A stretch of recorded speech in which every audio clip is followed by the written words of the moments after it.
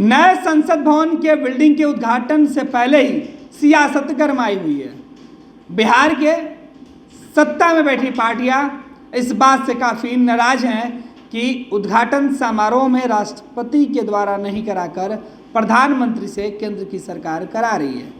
अब जनता दल यूनाइटेड की तरफ से यह गंभीर आरोप बीजेपी के ऊपर लगाया गया है।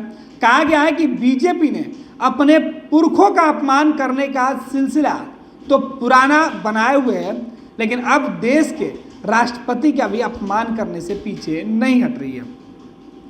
जेडीयू के मुख्य प्रवक्ता पार्टी के एमएलसी नीरज कुमार ने कहा कि बीजेपी और जो केंद्र में जो लोग बैठे हुए हैं वो लोग अपने पुरखों का अपमान तो पहले से करते आ रहे हैं, लेकिन अब जो अपमान हो रहा है इसे देश बर्दाश्त नहीं करेगा। साथ ही साथ जो नया संसद भवन बना है उस पर भी सवाल उठाया जा रहा है। पूर्व मंत्री नीरज कुमार ने कहा है कि आखिर इसकी जरूरत क्या थी जब पूरा देश कोरोना संक्रमण के बीच जूझ रहा था, त्राहिमाम कर रहा था, देश की आर्थिक स्थिति बिगड़ी हुई थी। उस वक्त करोड़ों रुपए क्यों लगाए गए? अगर इतने रुपए बेरोजगारों की बेरोजगारी दूर करने में लग गया होता, इतने रुपए जरूरतमंदों के लिए लगाए गए होते तो शायद देश का भला होता। लेकिन सरकार केवल नंबर गुदाना चाहती है, नाम प्लेट। सरकार केवल नेम प्लेट गुदाने के लिए इस तरीके से करोड़ों रुपए पानी में बहाया गया। हालांकि संसद भवन के उद्घाटन को लेकर बीजेपी और केंद्र के सत्ता में शामिल जो पार्टियां हैं वो काफ़ी उत्साहित हैं, लेकिन विपक्ष में बैठने वाली पार्टियां इस बात को लेकर अलग ही अपनी बातें कर रही हैं और नाराजगी जता रही हैं। जनता दल यूनाइटेड, राष्ट्रीय जनता दल सहित तमाम विपक्षी पार्टियां इस बात से नाराज हैं कि इस उद्घाटन समारोह में अगर प्रधानमंत्री की जगह राष्ट्रपति को मौका दिया जाता तो शायद वो इस कार्यक्रम में शामिल होते। लेकिन जब प्रधानमंत्री नए संसद भवन का उद्घाटन करेंगे तो उस कार्यक्रम में बिहार के सत्ता में शामिल जेडीयू शामिल नहीं होगी। आरजेडी और दूसरे विपक्ष के जो दल हैं वो पहले ही इनकार कर चुके हैं और जेडीयू ने भी इनकार कर दिया है कि वो इस कार्यक्रम में शामिल नहीं होंगे। जाहिर सी बात है कि संसद भवन के उद्घाटन से जो सियासत देश में गरमाई हुई है इसका फायदा सत्ता और विपक्ष 2024 के चुनाव में एक दूसरे के ऊपर आरोप गिनाने में जरूर करेंगे। पुरखे का अपमान तो आपका संस्कार रहा है। संसद भवन नया बनाने का औचित्य क्या है?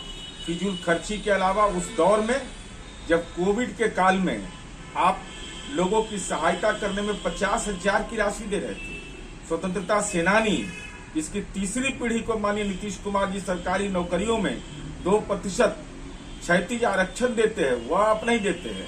अग्निवीर जो देश के सैन्य पुरुषार्थ है उसको पेंशन देने के लिए आपके पास पैसे नहीं। महंगाई चरम सीमा पर, बेरोजगारी चरम सीमा पर, ऐसी स्थिति में आप नए संसद भवन में बनाने का जो हमारे पुरखों की विरासत थी, आपने सीधे तौर पर जो पुरखों की विरासत है उसके प्रति आपके मन में सम्मान का भाव नहीं है। आप केवल राजनीतिक कलाबाजी कर रहे हैं, इसलिए हमारी पार्टी भाग नहीं ली। ये लो मुंह मीठा करो, आज मैंने अपना जॉब छोड़ दिया, अब हम पूर्णिया वापस जाएंगे। जॉब छोड़ दिया है? मतलब ये घर कैसे चलेगा? हम करेंगे क्या? और माँ बाबूजी क्या बोलेंगे? इसलिए मैं एक और मिठाई का डब्बा लाया। अपने बिजनेस के लिए लोन अप्रूव हो गया। अरे लोन अप्रूव हो गया वो तो ठीक है, लेकिन पूर्णिया में हम रहेंगे कहाँ? अपना घर भी तो नहीं है वहाँ। इसलिए तो एक और मिठाई का डब्बा अलग से लाया हूँ।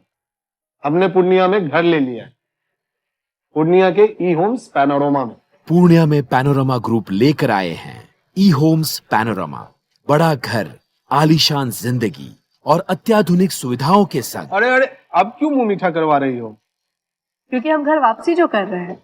घर वापसी की खुशी पूर्णिया में ई होम्स पैनोरमा के संग। ई homes panorama, luxurious lifestyle redefined. Biome जो है मेडिकल प्रिपरेशन का एकमात्र संस्थान, जहां है complete digital classrooms, video lectures, student tracking system, library facility and 100% result oriented rankers batch. Biome, Hinoo एवं नगरा टोली, रांची।